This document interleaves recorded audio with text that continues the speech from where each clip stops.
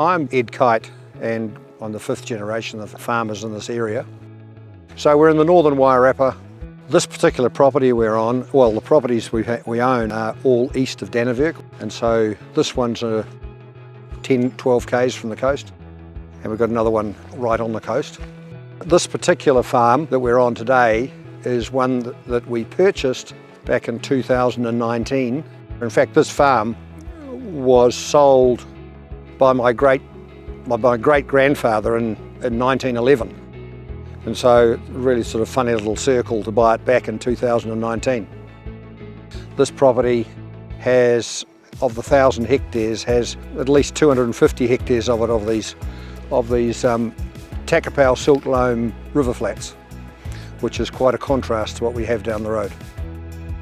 It's typically summer dry. We get quite a lot of norwesterly wind, which can dry things out very rapidly, although you wouldn't have thought so today. But you know, it all has its challenges.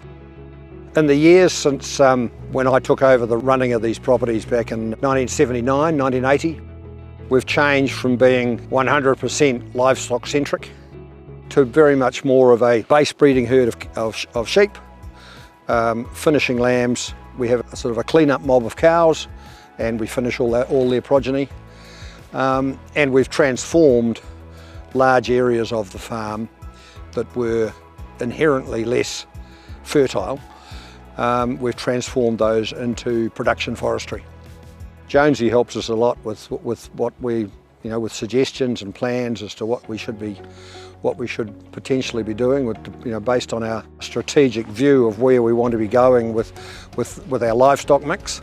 So we make decisions in conjunction with him as to whether we should have X amount of this or Y amount of that, to allow that flexibility into our management system.